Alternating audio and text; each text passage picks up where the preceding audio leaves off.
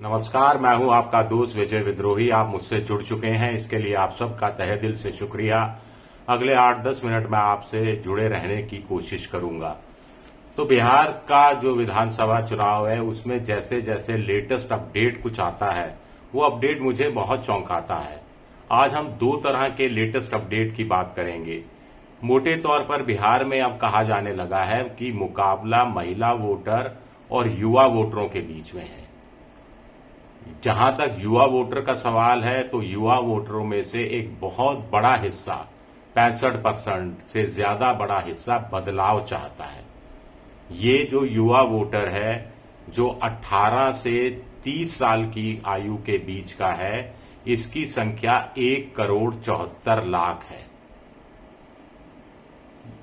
जो अभी 18 साल का हुआ है, जब डबल इंजन की सरकार 11 साल पहले बनी थी एक तरह से बिहार में, तब वो 7 साल का हुआ करता था।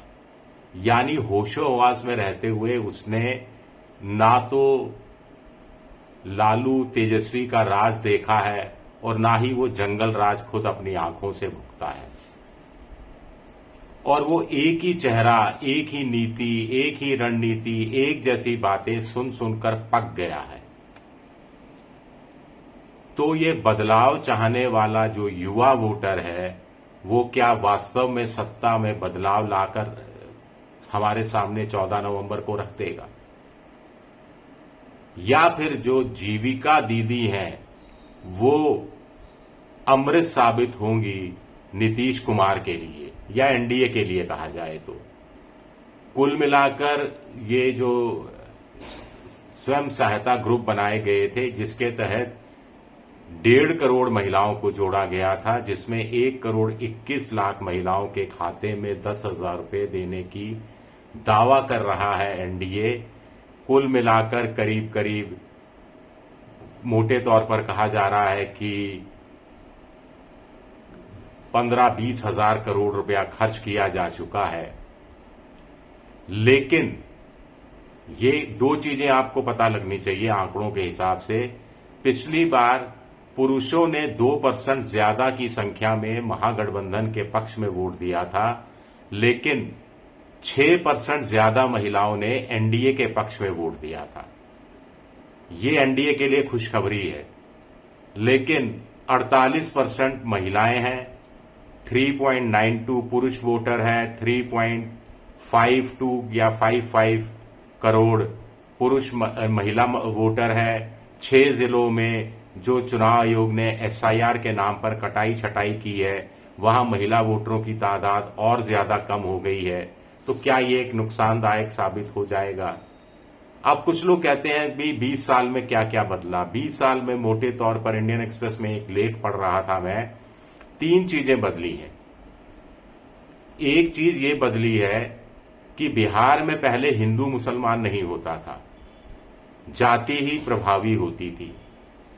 जाति में क्या बदलाव हुआ है उस पर मैं विवेचना करूंगा, लेकिन पहले ये जो सांप्रदायिकता बनाम धर्मनिरपेक्षता है, इसको लेकर पिछले कुछ सालों में एक बड़ा बदलाव आया है कि पहले होली हुआ, दिवाली हुआ, छठ हुआ, अब बहुत सारे त्योहार मनाए जाने लगे हैं। जो जिला स्तर पर या मंडल स्तर पर त्योहार मनाए जाते थे, जैसे रामनवमी पर रैलियां निकाली जाती थी, वो बहुत सीमित होती थी। अब इनकी तादाद बहुत ज्यादा बढ़ गई है। लोकल त्योहार भी बड़े जोर शोर से मनाए जाने लगे हैं। दूसरा, पहले ये जो विश्व वमन होता था मुसलमानों को लेकर, वो फुसफुसाहट के रूप में होता था। कभी किसी नेता ने कह दिया, उसको डांट पड़ गई, चुप हो गया। लेकिन अब ये मल्टीपल हो गया है, ये लाउडस्पीकर की तरह कहा जाने लगा है। और ताजा उदाहरण तो गिरिराज सिंह मोदी सरकार में मंत्री का है, जिन्होंने कह दिया कि हमें नमक हरामों का वोट नहीं चाहिए। नमक हराम उनकी नजर में मुसलमान है जो आयुष्मान कार्ड योजना का फायदा उठाते हैं लेकिन उपकार नहीं करते।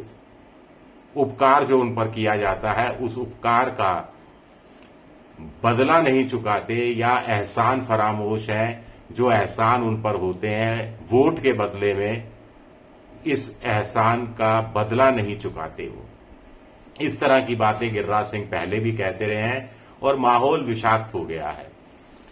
अब जब नीतीश कमजोर होते जा रहे हैं, जो कहते थे कि टीका भी लगाना पड़ता है, टोपी भी पहननी पड़ती है, ऐसे में अगर बीजेपी का प्रभुत्व सत्ता में आने पर और ज्यादा बढ़ता है तो इस तरह की सांप्रदायिकता, इस तरह का विश्वगमन और ज्यादा बढ़ेगा। पिछले 20 साल में या पिछले 11 साल में खास तौर से ये बदलाव बिहार में देखा गया है।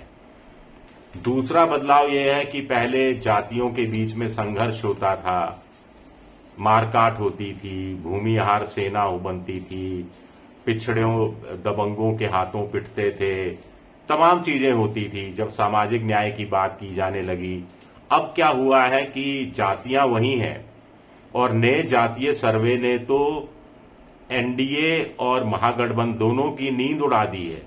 नए जातीय सर्वे में जो आंकड़े सामने आए हैं उसका राजनीतिकरण तो हो रहा है, लेकिन दोनों ही गठबंधन उस इश्यू को एड्रेस करने के लिए कोई बड़ी योजना नहीं लेकर आए हैं। अति पिछड़ों के लिए महागठबंधन जरूर 10 सूत्री कार्यक्रम लेकर आया है। अब सबको साफ हो गया है कि सवर्णों की संख्या 10% के आसपास है, उसमें कितने प्रतिशत गरीब हैं ये भी पता लग गया है।